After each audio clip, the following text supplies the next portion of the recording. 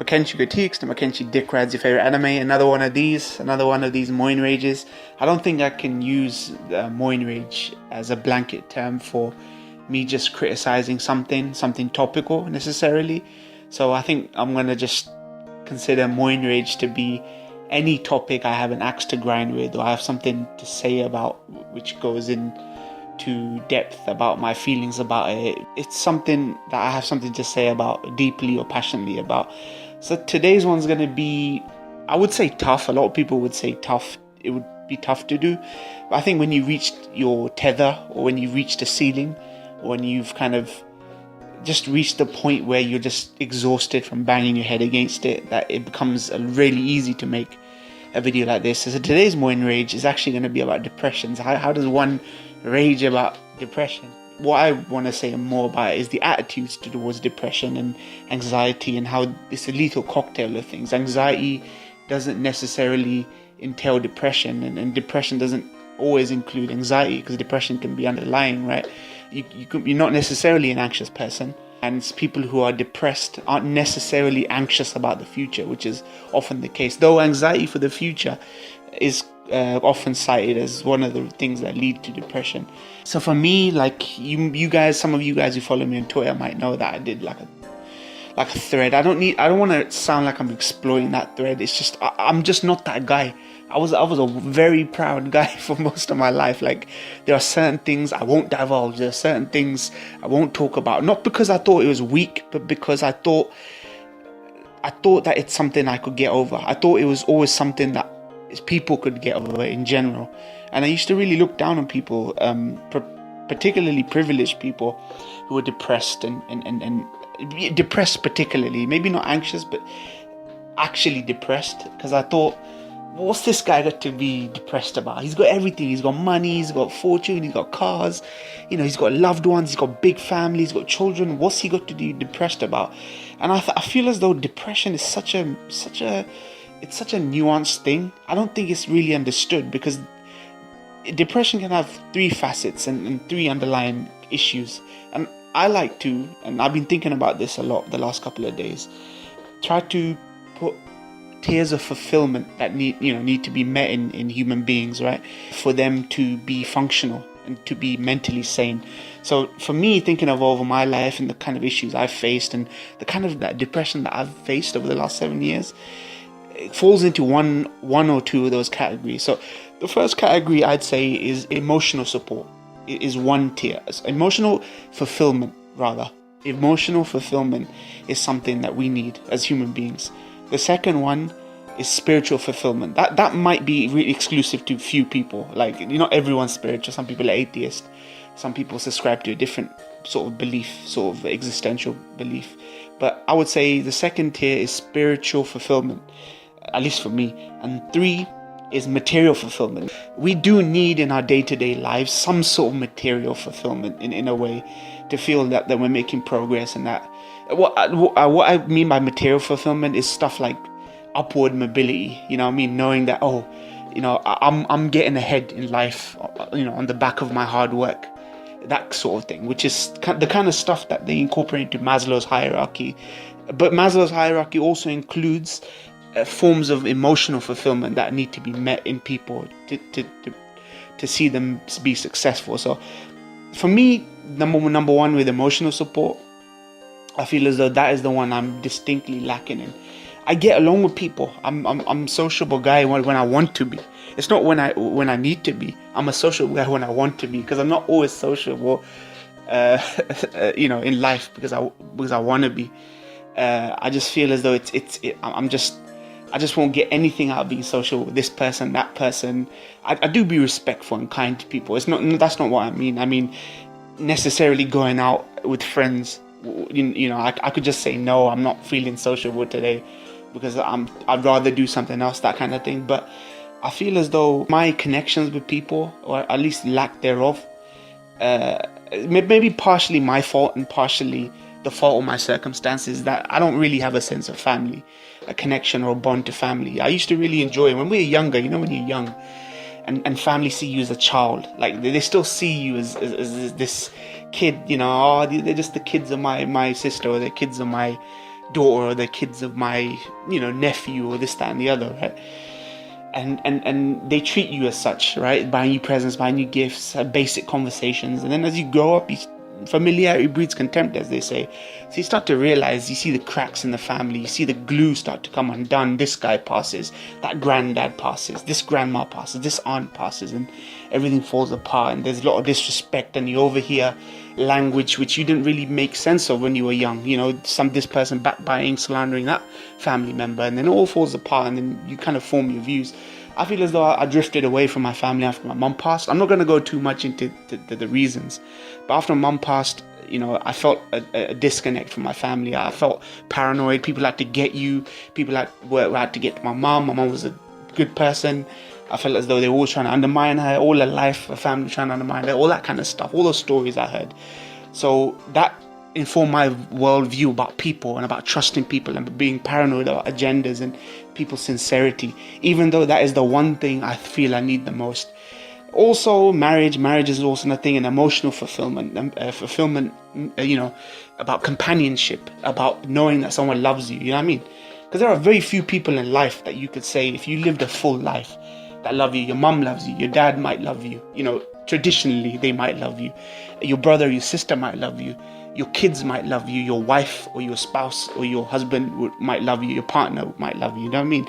I always felt that was such an alien concept to me, because I never grew up around that kind of environment. My mum was basically, for most of her life, she was a single mum, because my dad passed when we were young, so I didn't know what a marriage really looked like. I wasn't cognizant of what a marriage actually looked like.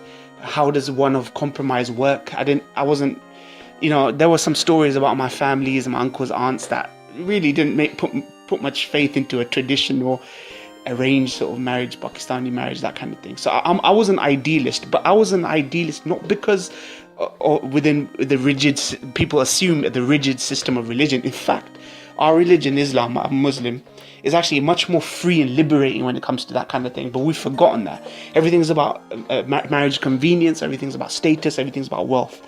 It's very hard to find a real sort of emotional bond, emotional reason behind which we marry. People say marriage is sacred, but we've forgotten all that, the sanctity. We've forgotten all that. We marry for our own desires, our own agendas, and all this kind of shit starts, and then people are railroaded into it.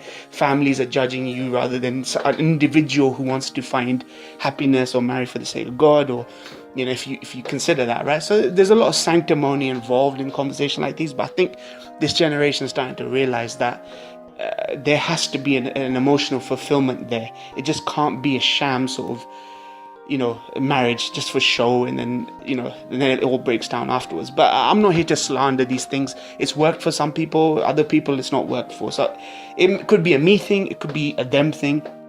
So that was emotional fulfillment, and I feel like I need someone to understand me, but I don't think anyone's out there who will understand my hang-ups, my psychology, you know what I mean? So there's that. Second one is spiritual fulfillment, which I feel is actually lacking all around.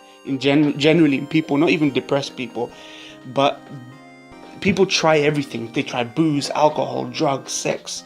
They try indulge in even in healthy things like gym. They overindulge in gym and neglect other things. They overindulge in their work and they neglect their family. Like, I feel as though there is a component there which is spiritual fulfillment, which I feel people need. As a religious person myself, or someone who observes religion, I feel as though that's something that's sorely needed in people, because I think it's at the very least a facet that they don't think about. So I'm not saying you need. In fact, I actually am hugely critical of Muslims or religious people who say that you are depressed because you have no faith. In fact, some of the people in history, or at least we're taught, who had immense faith were trialed the most, and they went through the worst possible things, and people abandoned them, and people thought they weren't loved by God. And Christians need only look at the story of Job. He suffered immensely, and we in the Muslim account, it's very similar. They suffered immensely. He went from having stuff to having nothing at all. The guy was like a basically a corpse in a chair, basically. That's how ill he got. That's how much in pain he was. You know what I mean? And people thought, yeah, God don't love him, man. If God loved him, why would he abandon him like this and do that? But I feel as though a general sort of spiritual fulfillment is needed, about knowing that suicide might not be the end of it all. You know what I mean? That there is something good for your suffering at the end. That I know you want a quick way out of this pain and suffering that you can't see an end to, but beyond pain, beyond all that, that there is something good for you. There is peace to be obtained through thinking of thinking outside of yourself. You know, we're so in a rush to leave our own bodies that we forget to think that, okay, what's outside of that body? Like, what a horrific end that would be, that I end my life, but at the end of it, that your family's left to suffer, and I'm just worm food in the dirt. You know what I mean? So if you're going to commit suicide, then I know this is a stupid thing to say, but at least believe that there's something afterwards that will make things better. You know what I mean? So I say that jokingly, but I'm actually really empathy. There's a lot of empathy towards people who get to that stage. Deeply. I mean, it will make me sob to know that someone was in that much pain that they went into their life. So I would say there is a level of spiritual fulfillment that I feel maybe people need to try. I'm not saying you need it, but it might be something worth trying. And then the third is the material fulfillment. This is like watching anime to get a little bit of enjoyment, playing a video game, get a little bit of enjoyment there. Something to numb the pain, but that's all it is. It numbs it, and as long as you can keep that going, you can keep numbing it, but it doesn't solve the problem. It's actually more covering up the symptoms than it is for solving the problem. And I think getting in touch with what the underlying issue is, it could honestly be a combination of things. It could even just be depression brought about by your body being racked with certain afflictions and problems, and the body chemistry and all that kind of thing. Your body could just be so destroyed that it just brings down your mindset just naturally. It doesn't necessarily have to be a trigger, but usually it's about uncertainty. It can be triggered from anxiety. So for me, I just wanted to talk about depression and this kind of thing, and it's way more complex than that. This is just from my perspective and my experiences. For someone else, it might be something completely different. I know about a depression that comes from existential sort of, like dread, not dread, rather, like just feeling like you're in a malaise, basically, just in an existential malaise. Like, why the hell am I here? What am I doing? I keep doing the same thing over and over and over.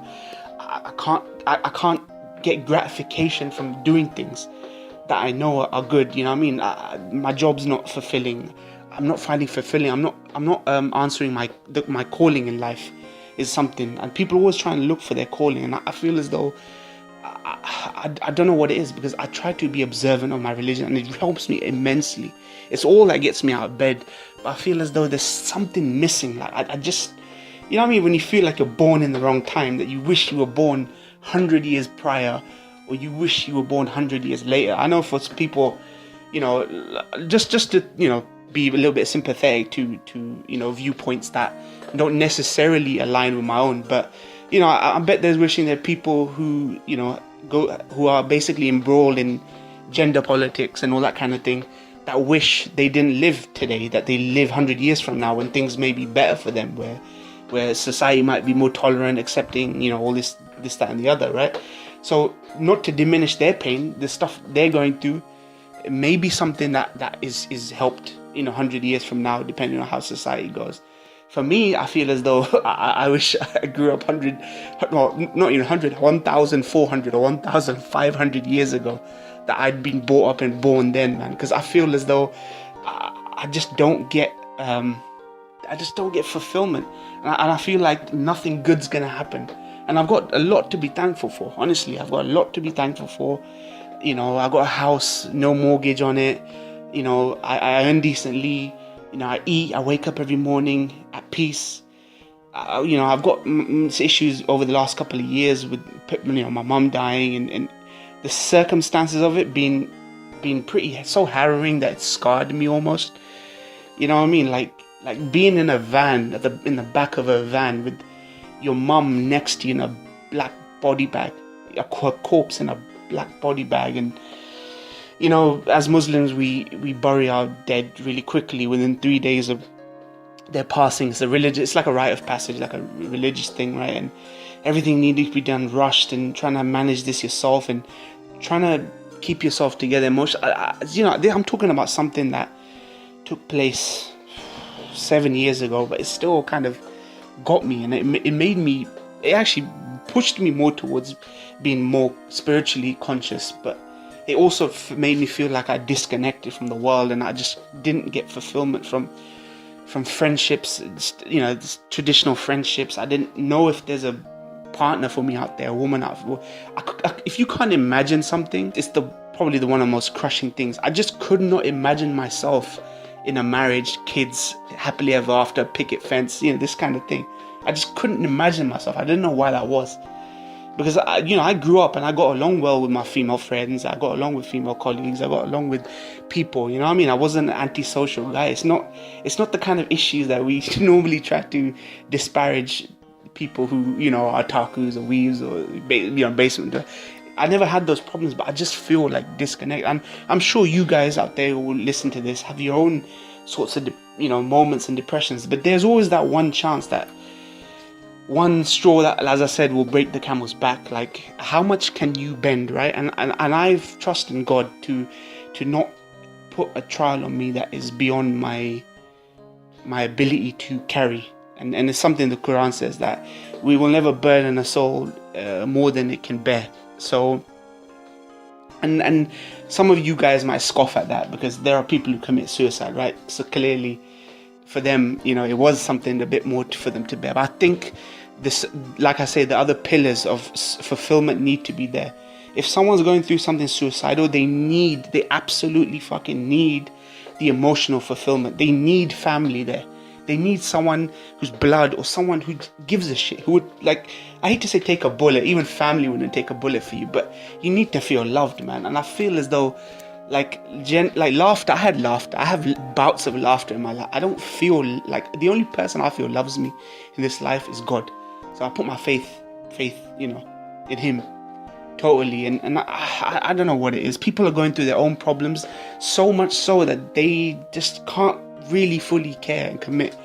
I can devote myself wholly to God, and God can always take it. All my BS that I throw at God, all my tantrums, all my complaining, all my despair, God can take it. You know what I mean? That's why I throw behind God fully, because I know that if I push my bro too much, if I'm just so distraught and I'm constantly saying, look, why is this happening? I got this, man, even it'll get to him, or it'll get to someone I love, because they can't take it, because they got their own emotional things. But the guy who could take it, could take all of it and still, be merciful to me and still, appreciate me and do for me, is God, right? So that's why I throw behind it. That's my reasoning. So I don't know what's that for you. Some people tell, I've been through some of the stuff you've been through over the last couple of years, you know what I mean? Here and there, but I give myself goals, cunning, I'm citing your tweet. But I've done that, and it's just, I'm coming up against a wall now. So let me know in the comments below. I'd love to hear some of your guys' accounts about depression, or whether you're depressed or something like that. And this might be a really new thing to some of you guys hearing this, because if you don't follow me on Twitter, you have no clue. You think I'm just that guy that laughs and chuckles and saying what the hell to Attack on Titan and fucking JoJo's Bizarre Adventure and that kind of thing. But this is something I really needed to kind of tackle and talk about, because it's something that's a big issue in people like us. You know what I mean? The kind of, you can say nerds. I wouldn't consider myself a nerd, at least not now. I used to be a big one, but I think life just gets you so much that you just not wise up, but you're just forced to grow up and just a little beyond what you want to do. But I just feel like I'm in a malaise, and this eye thing that I'm going through is just to explain why I'm so anxious and fidgety so much when I'm talking about it, tweeting. It's not just this. It's just a whole bunch of experiences you've been through, which is why it's so important to get the full story about where someone's been, where they were at that point in life. How has that informed where they are now? You know what I mean? Because it's really important. So yeah, I hope this hasn't gone on too long, and so let me know in the comments below your experiences. We're all commenting below. People can be really empathetic and can maybe share ideas, share sort of support networks. So yeah, peace out, guys.